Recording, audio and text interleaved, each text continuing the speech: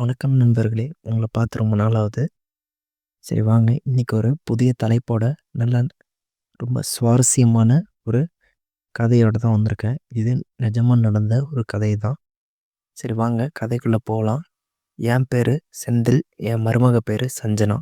நாங்க 2 பேரும் அன்னைக்கு நைட்டு விடிய விடிய என்ன பண்ணோன்ற கதை தான் இது. இந்த கதை கண்டிப்பாக உங்களுக்கு இன்ட்ரஸ்டிங்கா இருக்கும். அதன் காரணமாக சேனல ஸ்கிப் பண்ணாம லாஸ்ட் வரைக்கும் பாருங்க. நம்ம சேனல சப்ஸ்கிரைப் பண்ணலைன்னா, சப்ஸ்கிரைப் பண்ணிட்டு வந்துருங்க.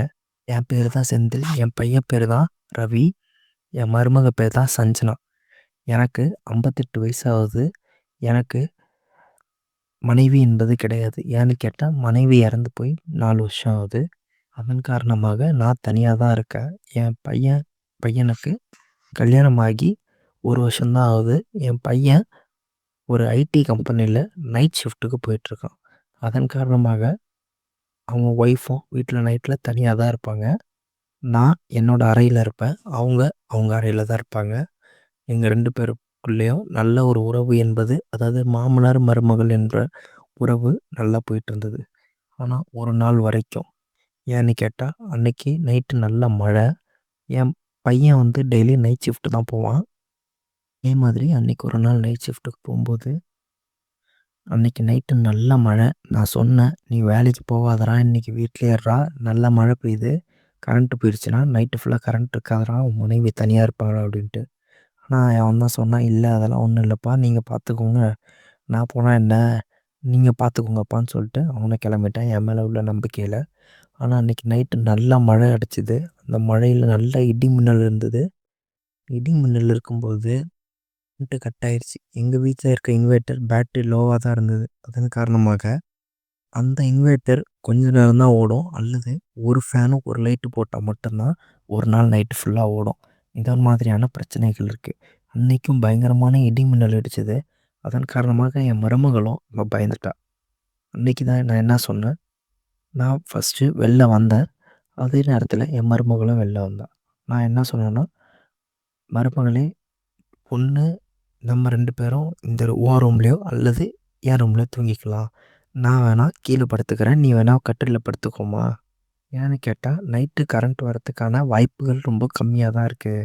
அதன் காரணமாக நம்ம இப்படி படுத்தா மட்டும் தான் நைட் ஃபுல்லா ஒரு ஃபேனாவது ஓடும். நம்மளால நிம்மதியா தூங்க முடியும்னு நான் நார்மலா தான் சொன்னேன். ஃபர்ஸ்ட்டு அதுக்கு அவங்க ஒத்துக்கவே இல்ல. நான் அவங்க என்ன சொன்னாங்க, "பரவால்ல மாமா, நீங்க ஃபேன் போட்டு நல்லா தூங்கிக்கோங்க. எனக்கு ஃபேன் வேணாம். நான் வேணா கீழயே படுத்துக்கிறேன். சாரி, நான் வேணா என்னுடைய பெட்ரூம்ல படுத்துக்கிறேன்ற" மாதிரி அவங்க சொன்னாங்க. ஆனா நான் தான் ஒத்துக்கவே இல்ல. "வேணாம், நீ வேணா ஃபேன் போட்டுக்கோ. நான் வேணா என்னுடைய ரூம்ல படுத்துக்கிறேன்ற" மாரி சொன்னேன். ஆனா அவங்க ஒத்துக்கவே இல்ல. லாஸ்ட்ல ரொம்ப நேரம் ஆயிடுச்சு. அந்த நேரம்னு பார்த்து எனக்கு பசி வந்துருச்சு. அன்னைக்கு நேரம் மணி நைட்டு 10 மணி ஆயிடுச்சு. அதன் காரணமாக நான் என்ன சொன்னேன், "ஒரு லைட்டு ஃபேன போட்டு ஃபர்ஸ்ட்டு சமைச்சு 2 பேரும் சாப்பிடுவோம்." ஏன்னா தினமும் நாங்க 2 பேரும் தனியா தான் உட்காந்து சாப்பிடுவோம். அப்படி சாப்பிடும்போது என் மருமக எனக்கு தோசை ஊத்தி எடுத்து வந்தா. அந்த நேரம் நான் சொன்னேன், "உட்காரு, நம்ம 2 பேரும் சேர்ந்து சாப்பிடலாம். கரண்ட்டு தான் இல்லையே. சரி வா, நீ ஏன் ஃபர்ஸ்ட்டு இடி மின்னல பார்த்து பயப்படுற? உட்காரு, 2 பேரும் சேர்ந்து சாப்பிடலான்னு" சொன்னேன். அப்ப 2 பேரும் கொஞ்சம் கொஞ்சமா பேச ஆரம்பிச்சோம். பேச ஆரம்பிச்சதுக்கப்புறம் நல்லாவே கொஞ்சம் எப்பயும் போல இல்லாம, "இன்னைக்கு கரண்ட் இல்ல, ஒரு நல்ல மழை." அதனால கொஞ்சம் டீப்பா பேச ஆரம்பிச்சோம். டீப்பானா ரொம்பலாம் இல்ல, நார்மலா பேச ஆரம்பிச்சோம். இப்படியே என்ன ஆச்சுன்னா, பேச பேச சரி நம்ம 2 பேரும் ஒரே ரூம்லயே படுத்துடலாம். நான் வேணா நான் சொன்னேன், "நீ வேணா மேல படுத்துக்கோமா, நான் வேணா கீழ படுத்துக்கிறேன். ஒண்ணும் பிரச்சனை இல்ல" அப்படின்னு சொன்னேன். சரி சரி மாமான்னு அவங்களும் சொன்னா. அன்னைக்கே நைட்டு இது மாரி போய் படுத்தும்போது, அப்படியே 2 பேரும் பரவால்ல, நீங்க வேணா பக்கத்துல வேணா உட்காருங்க கொஞ்ச நேரம்னு பேச ஆரம்பிச்சோம். இப்படி பேசிக்கிட்டே இருக்கும்போது தான் நல்ல ஒரு இடி விழுந்தது. அப்பதான், "மாமா, நீங்க எவ்வளோ உங்க மனைவிய மிஸ் பண்ணிட்டீங்கன்னு?" கேட்க ஆரம்பிச்சா. நான் அப்ப சொன்னேன், "என் மனைவி ரொம்ப அழகா இருப்பாங்க. அவங்கள எனக்கு ரொம்ப பிடிக்கும். நாங்க 2 பேரும் காதல் பண்ணி தான் கல்யாணம் பண்ணோம். ஆனா இப்ப அவங்க இல்ல. அதன் காரணமாக நான் தனிமையில வாடியிருக்கேன்." அப்படின்ற மாதிரி சொல்ல ஆரம்பிச்சேன். ஆனா நான் எந்த விதமான தப்பான எண்ணத்துலயும் சொல்லல. நான் எனக்கு என்ன தோணுச்சோ, நான் என்ன நிலைமையில இருக்கனோ அத மட்டும் தான் சொன்னேன். நான் அப்ப கேட்டேன், "நீங்க எப்படி இருக்கீங்க? கணவன் மனைவிக்கிடையே பிரச்சனை எதுவுமே ஏதாவது பிரச்சனை இருக்கா அவங்களுக்குள்ள? ஏதாவது சண்டை சச்சரவுகள் இருக்கா? உங்க அம்மா வீட்ல ஏதாவது சொல்றாங்களா? அப்படின்ட்டு. அப்பதான் அவங்களும் சொல்ல ஆரம்பிச்சாங்க, இந்த மாரி நான் இப்படிதான் இருக்கேன். அதாவது நாங்க நல்லா தான் வாழ்றோம் அப்படின்ட்டு. ஆனா மூஞ்ச சோகமா வச்சுக்கிட்டு அவங்க சொன்னாங்க. நான் அப்பதான் கேட்டேன். ஏன் ஃபர்ஸ்ட்டு மூஞ்ச சோகமா வச்சுட்டு பேசுறீங்க? என்னதான் அம்மா சொல்லுமா? என்னதாம்மா நடந்தது? என்னம்மா அப்படின்னு கேட்கும்போது தான் தெரியுது. என் என்னோட மருமக வந்து கல்யாண வாழ்க்கையில நல்ல ஒரு ஈடுபாடோட இல்ல அப்படின்றத. அந்த பொண்ணு ரொம்ப ஏக்கத்துல இருக்காங்கன்றத எனக்கு அப்பதான் தெரிஞ்சது. ஏன்னு கேட்டா, டெய்லி காலையில டெய்லி நைட்டு என் மருமக தூங்குறா. அவ காலையில எந்திரிக்கிறா. ஆனா, என் பையன் காலையில தான் வரான். நைட்டு அவன் கிளம்பிடுறான். ஏன்னா, அவன் காலையில வரும்போது அவன் தூங்க ஆரம்பிச்சிடுறான். அப்படி இருந்தா, அவங்கக்குள்ள ஒரு நல்ல உறவு என்பது இல்ல. எனக்கு அப்ப தெரியும். அடுத்த நாள் ஆச்சு. நான் அன்னைக்கு பையன்ட்ட சொன்னேன் சிம்பாலிக்கா. நான் அன்னைக்கு நைட்டு நாங்க நார்மலா தான் தூங்குனோம். அடுத்த நாள் நான் காலையில தான் சொல்றேன் பையன்ட்ட. "நீ இனிமேலு நைட் ஷிஃப்ட்ட விட்டுரு. பகல்ல வேலைக்கு போ. நைட்டு வந்துரு. அதுதான் குடும்பத்துக்கு நல்லதுன்னு" சொல்ல ஆரம்பிச்சேன். ஆனா, அவன் கேட்கவே இல்ல. அந்த நேரம் மழை காலமா இருந்தது. அதன் காரணமாக அன்னைக்கு ஒரு நாள் திரும்பி இதே மாரியான மழை வந்தது. நான் திரும்பி அன்னைக்கு மாரி சொன்னேன். "நீ வேணா வாம்மா இதே மாரி படுத்து தூங்கிடலான்னு." அன்னைக்கு என் மருமக சொன்னா, "பரவால்ல மாமா நீங்க பக்கத்துல உட்காருங்க" அப்படின்னு பேச ஆரம்பிச்சாங்க. இப்படியே பேச ஆரம்பிக்க நாங்க 2 பேரும் நல்லா டீப்பா பேச ஆரம்பிக்கிறோம். அப்பதான் கேட்டேன், "நீங்க ரொம்ப மிஸ் பண்றேன்னீங்களே, எந்த அளவுக்கு?" அப்படின்னு பேச ஆரம்பிக்க. நானும் அதான் கேட்டேன். "நீங்க எப்படிம்மா ஏன் தான் உங்களுக்கு குழந்தை இல்ல?" அப்படின்னு கேட்கும்போது தான் தெரியுது, உங்க பையன் ஒன்றும் சரியில்ல அப்படின்ற மாதிரியான சொல்லலாம் என் மருமக சொல்ல ஆரம்பிச்சா. அன்னைக்கு நான் சொன்னேன், "அவன் எப்படி இருந்தாலும் நீ வந்து அனுசரிச்சு தாம்மா போய் ஆகணுன்ட்டு." நான் அந்த நேரம் என் மருமக சொன்னா, "இல்ல மாமா என்னால அப்படிலாம் அனுசரிச்சு போ முடியாது. எனக்கு தேவை எனக்கு திருப்தி என்பது தேவை. ஆனா உங்க பையனால அந்த திருப்திய குடுக்க முடியல. எனக்கு வேற யார் மூலியமாவது ரெடி பண்ணி குடுங்கன்ற" மாரி என்கிட்டயே மருமக கேட்டா. நான் சொன்னேன், "என்னம்மா இப்படி போய் என்ட்ட பேசுற? என் பையனையே என்கிட்டயே தப்பா பேசுறியேன்ட்டு." ஆனா நான் சொன்னேன், "அதெல்லாம் முடியாது. என் பையன் எப்படி இருந்தாலும் நான் வந்து பையன்கிட்ட பொறுமையா பேசி பார்க்குறேன்னு" சொன்னேன்.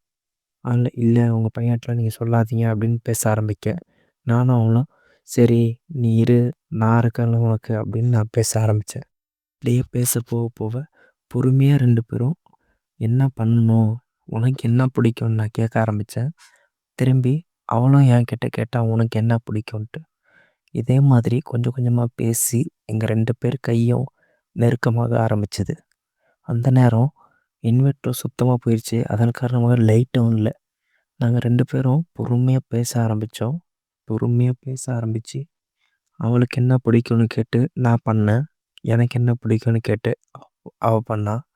இதே மாதிரி நைட்டு ஃபுல்லா நடந்தது. விடிய விடிய நடந்தது. அந்த நேரம் தான் எனக்கு தெரிஞ்சது, என் மருமக எவ்வளோ வாடி போயிருக்கா அப்படின்ட்டு. அவளுக்கும் அப்பதான் தெரிஞ்சது, எனக்கு ஒரு பெண் துணை தேவைப்படுது. எனக்கும் எந்த அளவுக்கு வாடி போயிருக்கேன் அப்படின்றத அவங்களுக்கு தெரியுது. இன்னைக்கு விடிய காலையில வரும்போது அவ சொல்லிட்டா, "இது நம்ம 2 பேருக்குள்ள மட்டும் தான் இருக்கணும். இது யாருக்கும் தெரியக்கூடாது மாமா" அப்படின்ட்டு. நானும் என் மருமகளோட சந்தோஷம் தான் முக்கியம்ன்ட்டு யாருக்கிட்டயும் சொல்லலாமா அப்படின்னு சொல்லி அதோட நிப்பாட்டிட்டேன்.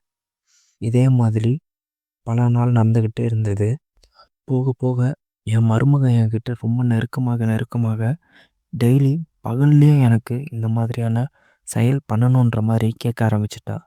இது எனக்கு சுத்தமா புடிக்கவே இல்ல. ஏன்னு கேட்டா, நானே என் மருமகளுக்காக தான் ரொம்ப அனுசரிச்சு போயிட்டுருக்கேன். எனக்கும் தேவை இருந்தது தான். நான் இல்லன்னு சொல்லல. ஆனா, எந்த நேரமும் என் மருமக வந்து இதுதான் வேணும், இதுதான் வேணும்னு கேட்க ஆரம்பிச்சுட்டா. என் பையன் கூட உறவு என்பது கம்மியாக ஆரம்பிக்கிற மாரி எனக்கு தெரிஞ்சது. இப்படி ஆனா குடும்பத்தில் பிளவு என்பது வரும். அதன் காரணமாக இதெல்லாம் ரொம்ப தப்புமா அப்படின்னு நான் திரும்பி பேச ஆரம்பிச்சேன். அப்ப அவ கேட்டா, "நீங்களும் தானே பண்ணீங்க? நானும் தானே பண்ணேன்னு" பேச ஆரம்பிச்சேன். சொன்னேன், "நம்ம 2 பேரும் பண்ணோமா, இதெல்லாம் தப்பு. நான் வந்து உனக்கு தந்தை ஸ்தானம். ஆனா இதையே தெரியாம நம்ம பண்ணியிருக்கோம்.